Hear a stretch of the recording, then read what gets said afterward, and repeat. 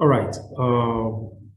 Okay, so to continue from where we stopped in the last lecture, like once again, let me reiterate this video series actually for educational purposes, okay? Not financial advice. I just have to put this disclaimer out there.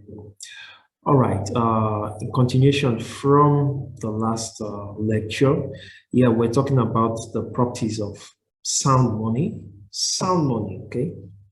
Where we looked at fungibility, medium of exchange, divisibility, durability, and so on and so forth. There were about 8 of them. And then we talked about store of value and scarcity. Okay, now we compared fiat currencies to gold, okay, as font of money. And while looking at the properties, we saw that fiat currencies fell short of the last two properties, which is store value and scarcity. Now, fiat currencies are not scarce because they have an unlimited supply. Whenever central banks like it, they print more and add to circulation, and which in turn dilutes the purchasing power of the currency, which then leads to inflation, more money chasing lesser goods. And of course, at the end of the day, inflation helps take people down the poverty line, okay? I mean, if there's any way, if we're going to talk about ending world poverty, we should we should come up with ways to put a peg on inflation, okay? Inflation is one of the fastest way for people to go poor and remain poor, you know? No matter how much you're saving, you can never meet up to your goals, okay? As the years keep passing by, the currency, you keep losing your economic energy. It keeps leaking, especially if you're storing it in the wrong container, like fiat currency. So we talked about how scarcity affects inflation, which at the end of the day makes fiat currencies not good sources of, not good store of value.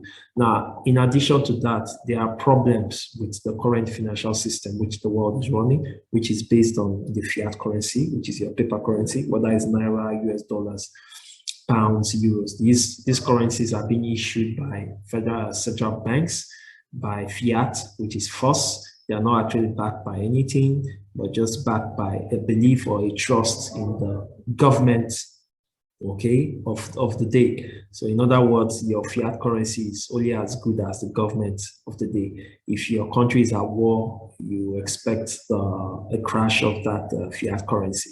And God help you, your savings, or you're not storing your economic energy in such fiat currency, and so on and so forth.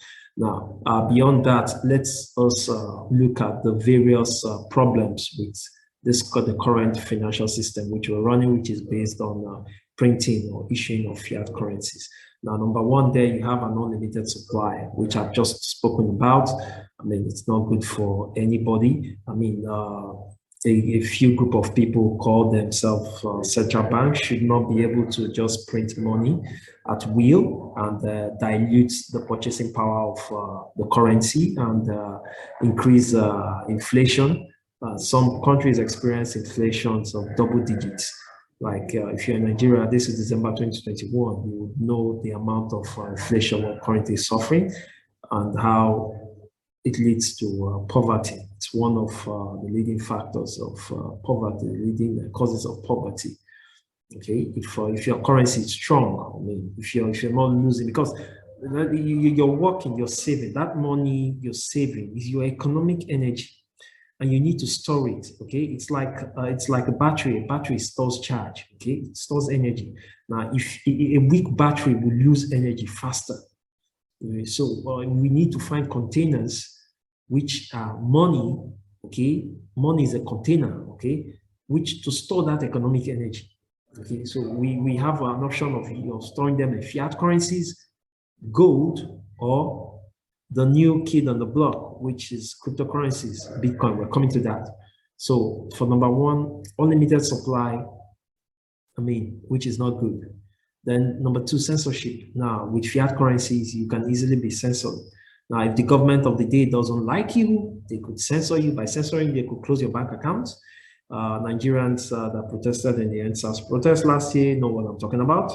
Okay, if you're on the bad books of the government, they could censor you. Even the US government censored WikiLeaks, okay, when they released the information that they didn't like.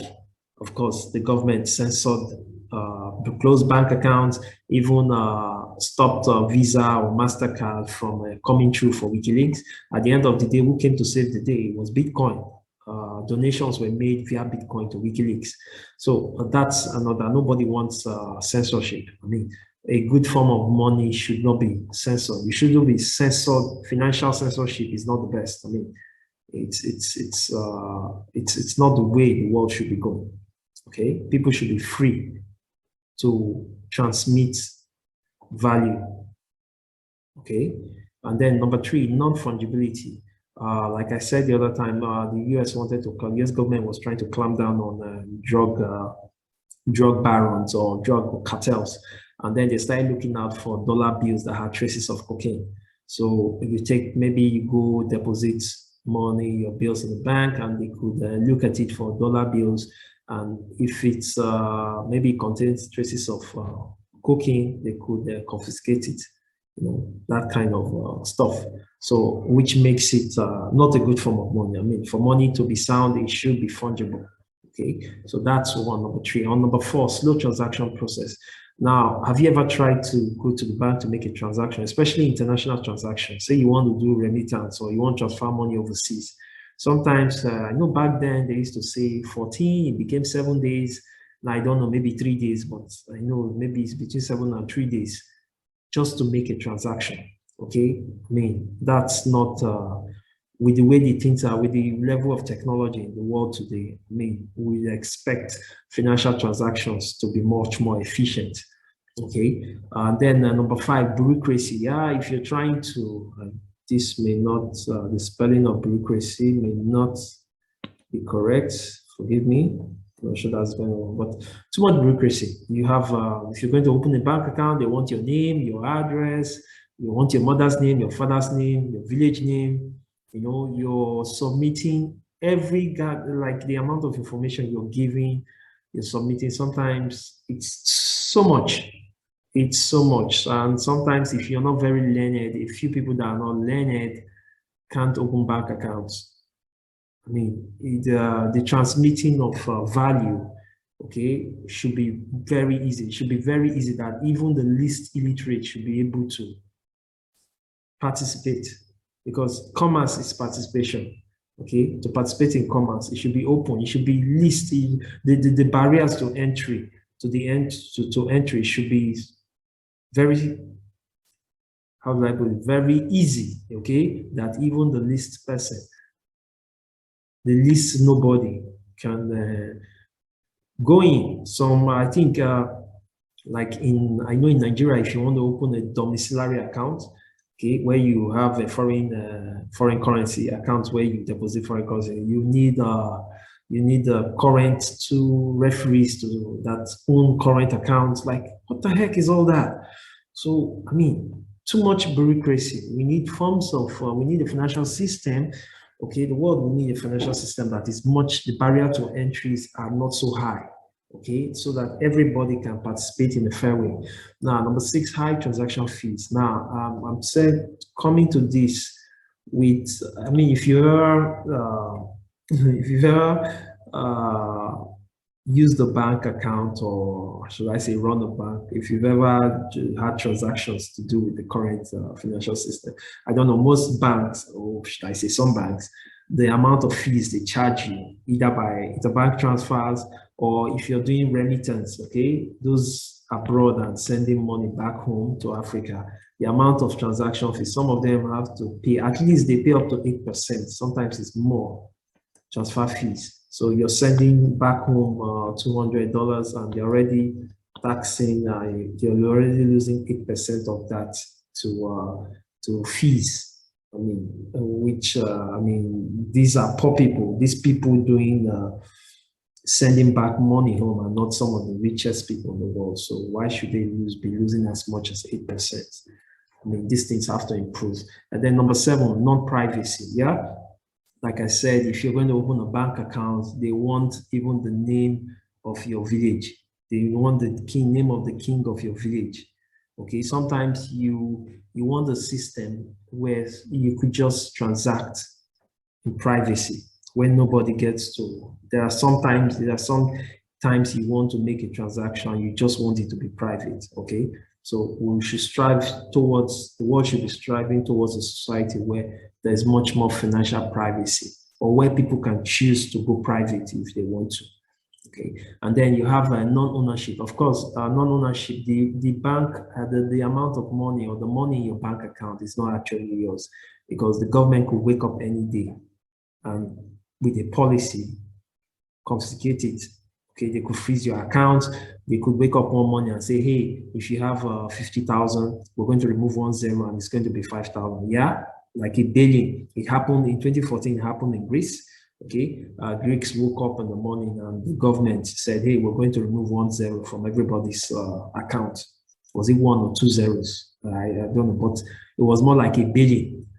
Okay, the government just woke up and maybe if you had 500 euros in your account, you will have one zero was taken away to be 50, something like that. So money that is not actually money that is in your account is not in your custody. So the government could do anything. Remember, they are the ones that issue it, so they could do anything with it. Okay, you are their mercy. So if you're not in their good books, sorry for you. That sort of thing. So that's non-ownership. Then universal basic finance, like today's financial system we run. I mean, we have so much unbanked people because of the barriers of entry. You know, sometimes if you walk into a bank, you're not looking nice, dressed up nice, looking good.